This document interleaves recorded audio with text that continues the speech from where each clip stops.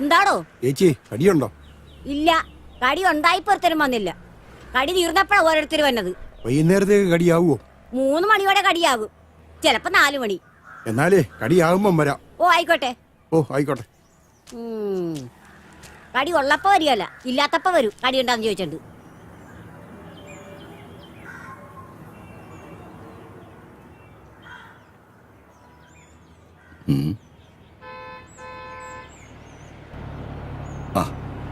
പറഞ്ഞ സമയത്ത് തന്നെ പാരാപ്പാപ്പച്ചെത്തി.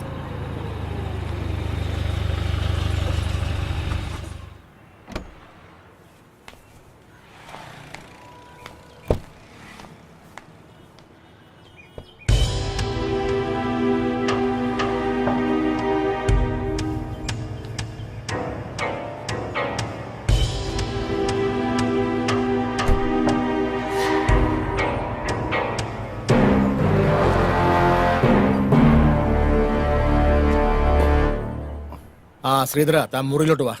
ഓ,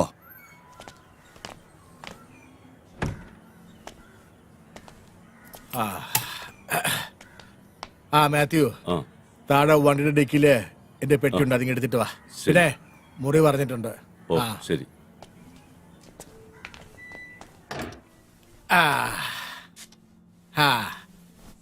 പിന്നെ ശ്രീധര, എന്നെ അയക്കൊണ്ട് വിശേഷങ്ങള്. അത് പിന്നെ നോക്കിയാട്ടെ. അയ്യേ, അലുമിനിയ പാത്രം ചടങ്ങിയ പോലെ.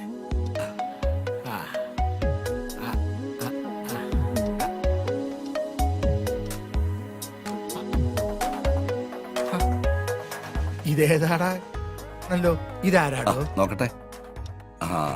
ഇത് ഇവളാണ് പാപ്പച്ചായ, അംബിക. ഞാൻ വിചാരിച്ചതിനെ തന്നെ പാപ്പച്ചായ സെലക്ട് ചെയ്തു. ഇവളുടെ ഭർത്താവൻ ഗൾഫിലാ. വീട്ടിൽ അടയിരുന്ന് മടുത്തു. ഞാൻ നേരത്തെ മുതലേ പാപ്പച്ചായന് വേണ്ടി കണ്ടുവച്ചിരുന്നതാ. ഇവൾ എന്റെ നമ്പർ തേടി പിടിച്ചു വിളിച്ചു. എന്ന് പറഞ്ഞ ഓൾ കേരള ഡിസ്ട്രിബ്യൂട്ടർ താനല്ലേ? പലതിന്റെ റിലീസ് താൻ വഴിയല്ലേ? പക്ഷെ പാപ്പച്ചായന് വേണ്ടി ആലോചിക്കുമ്പോഴാണ് ഞാൻ കുഴയുന്നത്. അതെന്നാടോ? ഓ, പാപ്പച്ചായന്റെ അവസാനത്തെ ആ പണി, അത് പെണ്ണുങ്ങൾക്ക് സഹിക്കാൻ വലിയ പാടാ.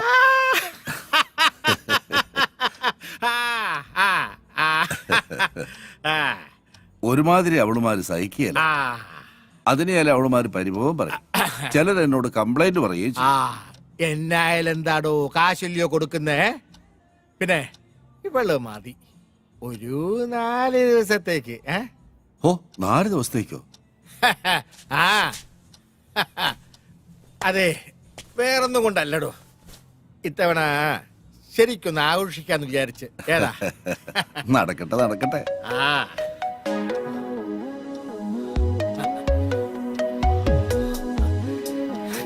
എന്റെ അമ്പി.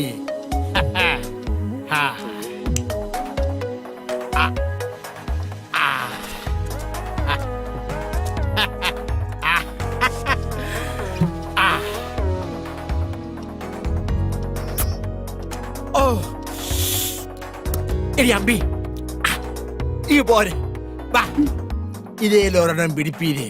എനിക്ക് വേണ്ട പാപ്പച്ചായ. വാടി. എന്നിട്ട് മൊത്തം മ്ലാനതാ. ഏയ്, ഒന്നുമില്ല. വേണ്ടേ?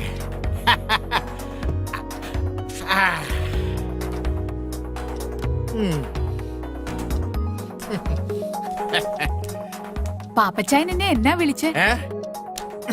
അമ്പീന്ന്. നിനക്ക് ഇഷ്ടായില്ലേ? എന്റെ ഭർത്താവ് എന്നെ അമ്പീന്നാ വിളിക്കുന്നേ. അതെന്നാടി പെണ്ണെ, നിന്റെ ഭർത്താവിന് മാത്രം ആ പേര് അങ്ങോട്ട് എഴുതി തന്നിരിക്കുകയാണോ? അരുത്, അദ്ദേഹത്തെ വെറുതെ വിട്ടേക്കാം. അതും ഇതും എന്റെ സ്വകാര്യതയാ. അതൊക്കെ പോട്ടെ. നിന്റെ ഈ ഭർത്താവ് ഗൾഫിൽ പോയിട്ട് എത്ര ആളായി? 3 വർഷം. ശ്രീധരൻ ചേട്ടൻ നിർബന്ധിച്ചപ്പോ ഞാൻ തെറ്റി ശരി നോക്കിയില്ല. ഇത്രയും നാള് മനസ്സിൽ വെച്ചിരുന്നത് ശമിപ്പിക്കണം, അത്രേ ഉദ്ദേശിച്ചുള്ളൂ. അത് പിന്നെ 4 ദിവസം നിന്നേ പറ്റൂ. എല്ലാം ഭദ്രമായിരിക്കുമെന്ന് ശ്രീധരൻ ചേട്ടൻ എന്നോട് പറഞ്ഞപ്പോ ചില ദിവസങ്ങളിൽ മടുപ്പ് അനുഭവിക്കുമ്പോ എന്റെ കൂട്ടുകാരിയുടെ വീട്ടിൽ പോയി നിൽക്കാറുണ്ട്. അങ്ങനെ ഒരു കള്ള എന്റെ ഭർത്താവിന്റെ അമ്മയോട് പറഞ്ഞു.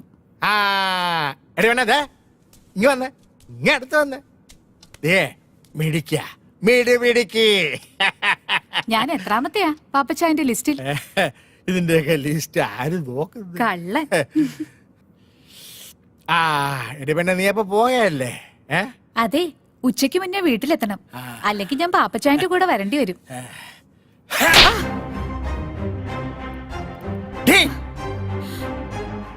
ഇനി ആരുടെയും കൂടെ പോകരുത്. പക്ഷേ ഞാൻ വിളിക്കുമ്പോ വന്നേക്കണം. പാപ്പച്ചായ, അച്ചായ കുച്ചായ ഓടി. രാജേഷേ, ആ പാലാ പാപ്പച്ചന്റെ റൂമിലേക്ക് ഒരു ഫിഷ് കറി മീൽസ് വേഗം കൊടുത്തരെ.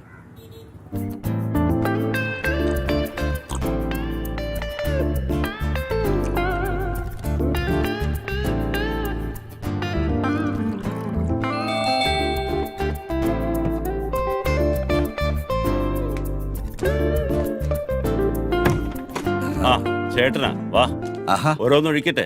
തുടങ്ങിയോ? ഓ, ഇരിക്കെ.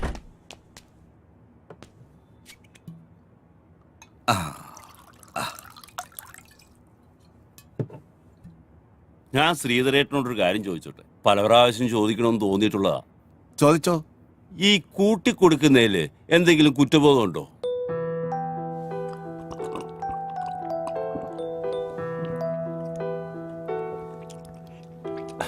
അല്ല, ഞാൻ ചോദിച്ചെന്നേ ഉള്ളൂ. ഇല്ല, ഒരു കുറ്റബോധവും ഇല്ല.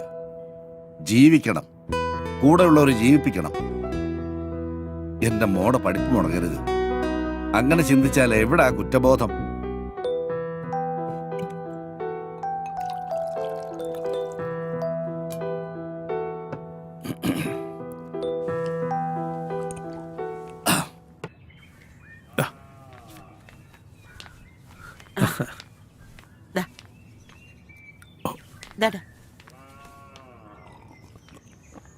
ഈ കല്യാണം എന്നൊക്കെ പറഞ്ഞ ഒരു സമയവാ, അത് അതിന്റെ സമയത്ത് നടക്കത്തുള്ളൂ അല്ലെ? കുറിപ്പ് എനിക്കിട്ടൊന്ന് അയ്യോ, താങ്ങിയതാണല്ലോ. എന്റെ പൊന്നു തമ്പുരാനെ അങ്ങനെ കരുതല്ലേ. ജോത്സ്യപ്രകാരം അങ്ങനെ ഒരു ചൊല്ലുണ്ടല്ലോ, അതുകൊണ്ട് പറഞ്ഞതാ. ആ അത് പറഞ്ഞപ്പോഴാ ഓർത്തത്, നമുക്കൊരു ജോത്സനെ കാണണ്ടേ ഭദ്ര? അവനിങ്ങി വരട്ടെ ചേച്ചി, നമുക്ക് നോക്കാം. അല്ല, വിഷ്ണു കുഞ്ഞ് ബോംബെയിൽ കോൾഗേറ്റ് കമ്പനിയുടെ മാനേജർ അല്ലേ? അതിന് പറ്റിയ പെമ്പിള്ളാരെ ആരെങ്കിലും ആലോചിച്ചാ അവർക്ക് ഈ പട്ടിക്കാട് വല്ലതും ഇഷ്ടപ്പെടുവോ? എന്റെ തമ്പുരാനെ, ഈ ഇല്ലൊക്കെ അങ്ങോട്ട് വിറ്റിട്ട് വല്ല ടൗണിലും പോയി നല്ല വീടെടുത്ത് അങ്ങോട്ട് താമസിക്കും. എടോ, എനിക്ക് ഇതൊക്കെ മതിയടോ. അയ്യോ, അവന്റെ കാര്യമല്ലേ, അവൻ വരട്ടെ നോക്കാം. ആ എന്നാ പിന്നെ ഞാനങ്ങോട്ട്. ഉം. ശരി.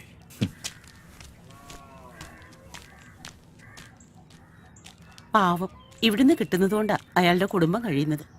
ചേച്ചി ഒന്നും കൊണ്ടും വിഷമിക്കണ്ട, അവൻ അറിയിക്കുന്നതിലും കൂടുതൽ ഞാൻ കൊടുക്കുന്നുണ്ട്. അതല്ലേ അവൻ നോക്കിയും കണ്ടുമൊക്കെ ഇവിടെ നിൽക്കുന്നത്.